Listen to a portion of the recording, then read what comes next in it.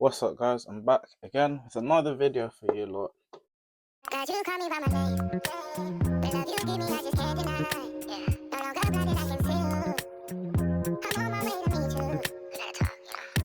I hope you guys are doing well. I have been going through it for the last few weeks. I'm not gonna lie to you guys. It has been so hard just trying to get my mind intact with everything I've got going on in my life. There's one thing that I've realized within life is that you should not, and I repeat, you should not fight so hard to get one person to have a relationship with God.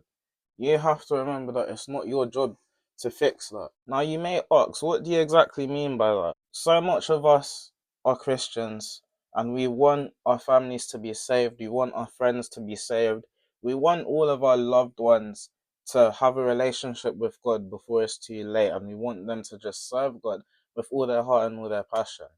But sometimes we try a little bit too hard and don't actually realize we are low-key scaring away our friends and loved ones without even realizing. And sometimes when you genuinely want the best for your friends and loved ones and you want them to really just come to Christ and just understand the love that Christ has for us at the end of the day, as much as you want them to see that, sometimes it can feel like I'm trying my hardest to make you see the love of Christ, and it's like you're still seeing the worst side of me.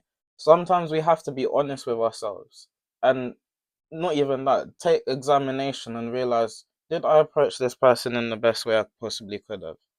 Did I approach this person in love? And sometimes you do all of these things even, and it feels like you're still getting the worst side of everything.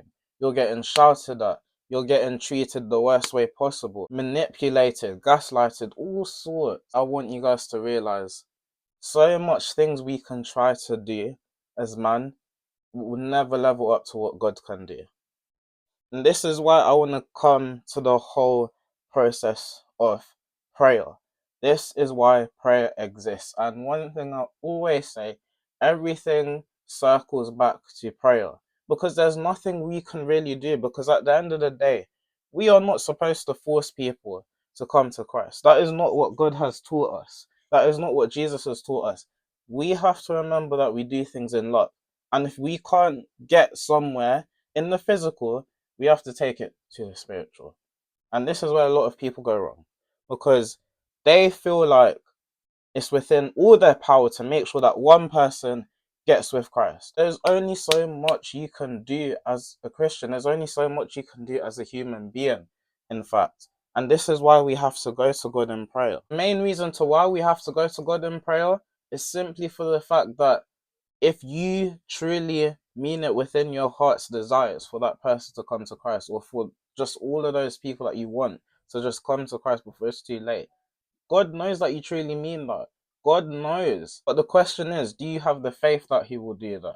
Do you believe that He will do it? Do you trust that He will do it?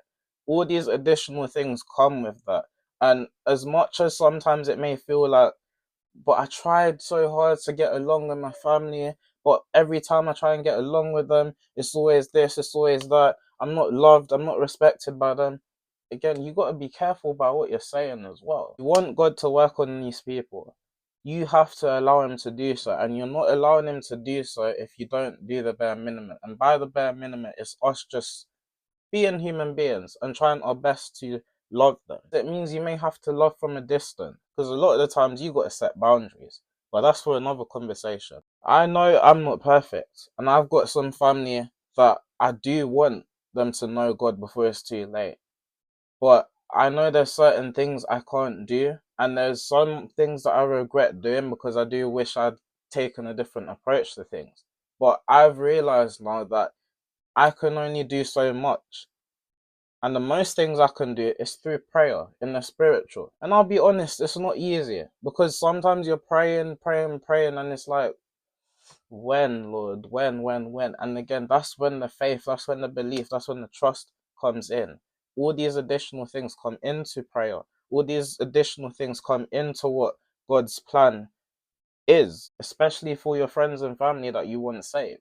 And I'll be honest, guys, it is very difficult. It is very difficult, you know. And again, as I said, there's so much things I regret doing. There's so much things I regret that I've said to people and etc. Because at the end of the day, I know what I want for these people, and it's not anything for them to make them feel bad. But I genuinely want them to serve God. At the same time, we have to be reminded that it is not our job to do that. There's only so much we can do by spreading the gospel to them, inviting them to church. But whatever you do, do not force that person. It's one thing if somebody sent you an invitation and asked you nicely and said, "Would you like to come?" Da da da da da. And then you respond in your own time. It's another thing when that person is so pushy towards you, all of a sudden you're like, do you know what? I don't like the way you're talking to me. I don't like the way you're approaching me with this. So much times we think, why each time we invite our friends and loved ones to church, they don't want to come? Some of us are too pushy. Some of us are too forceful without realizing. We have to be careful how we do things because not everybody understands how we operate as children of God at the end of the day. We have to operate in how God wants us to operate. And I feel like we always forget that we have to do things in how Jesus would do it. So I'm pretty sure Jesus did not go down forceful on people like that. But to wrap up this video, I just want you guys to understand, like, if you have friends or families or loved ones that you just want to get close to God and etc., remember, or even just think, how would Jesus approach this? Or if you feel like you've done too much, just take it to God in prayer. And if you feel like it's just getting nowhere, again, take it to God in prayer. And that's the best you can do. But remember, it is not your job to sort out that person's relationship with Christ. Let people figure that out on their own. And then next thing you know, they will come to you and start asking you questions. Where do I find the best Bible? Why is it that God decided to do this for these guys in that manner? Da, da, da, da, da. You know, that's when you can become reliable, and all these things happen in prayer. But with that being said, I hope you guys are able to get something from this video. I pray that you guys are all well. And if you have any questions or any thoughts, just drop it in the comments. But with that being said, catch you guys in the next video. We'll try to upload as consistent as I used to do. But I'm going to upload a lot more often now because, as I mentioned in the beginning, back on track again. So expect more uploads, turn the notifications on so you don't miss out. That being said, God bless you all. Stay safe and peace.